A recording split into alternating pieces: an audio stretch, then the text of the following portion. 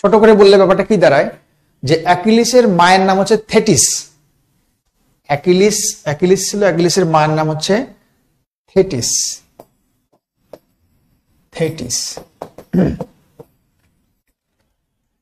ইনি একটা মানে গ্রিক দেবী থেটিস। তো ইনি এই থেটিস হচ্ছে অ্যাকিলিসের মা। সে কি করলো, যে ওই সময় গ্রিকদের যে সর্বোচ্চ দেবতা তার নাম হচ্ছে জেয়াস, গ্রিকদের দেবতা।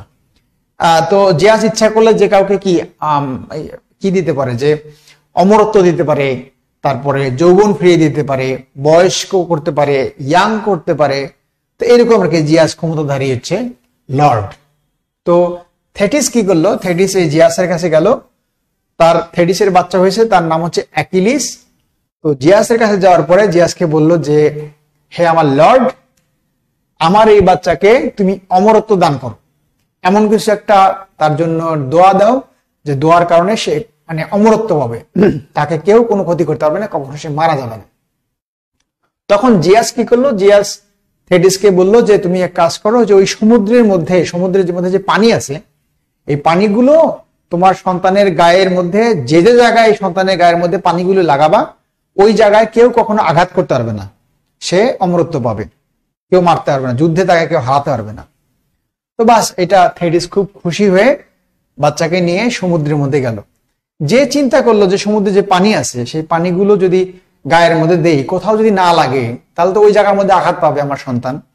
তখন মা কি করলো, যে ওই অ্যাকিলিসের যে পায়ের যে গোড়ালিটা, হিলটা ধরে ওই একদম সমুদ্রের মধ্যে ডুবিয়ে তারপরে অ্যাকিলিসকে তুলে আনে। তাহলে সব পানি তার গায়ে লেগে গেল। তারপরে অ্যাকিলিসকে শূন্যে নিয়ে আসলো। নিয়ে আসার পরে এখন কি হলো, যে এইবার মজার ঘটনা ঘটলো, যে ওই যে অ্যাকিলিসের পায়ে যে হিলটা মা থেটিস ধরেছিল, ওই জায়গার মধ্যে কোথাও পানি লাগে নাই। ওই জায়গাটার মধ্যে ধরার কারণে ওই জায়গাটা ফাঁকা ছিল। তো সব জায়গায় পানি লেগে গেছে। মা তো মনে করেছে না, সব মানে তার পুরো শরীরে, বাচ্চার পুরো শরীরে পানি লেগে গেছে, এই বাচ্চাকে কেউ তো আর আঘাত করলে কিছু হবে না। কিন্তু ওই যে পায়ের গোড়ালিতে ধরে যে পানিতে চুবিয়ে তুললো, ওই গোড়ালিতে তার পানি লাগে নেই, ওই গোড়ালিতে ছিল তার উইক পয়েন্ট। ওকে, এই জন্য ট্রয় যুদ্ধে কি হয়, ট্রয় যুদ্ধকালীন সময় আমরা দেখি যে প্যারিস যখন বিষাক্ত তীর সরে শেষ মুহূর্তে, অ্যাকিলিসকে তো কেউ পারে না, অ্যাকিলিস সবাইকে মেরে ফেলে, তখন ওই প্যারিসের তীরটা যে ওই অ্যাকিলিসের যে পায়ের গোড়ালি, ওই গোড়ালির মধ্যে যে বেঁধে বিষাক্ত তীর, ওই তীরের আঘাতেই অ্যাকিলিস মারা যায়। এই যে পায়ের গোড়ালির যে তার দুর্বল জায়গা, যে জায়গাটায় তীর লাগার কারণে মারা গেল, এই জন্যই এটা একটা ইডামস, যে অ্যাকিলিস হিল।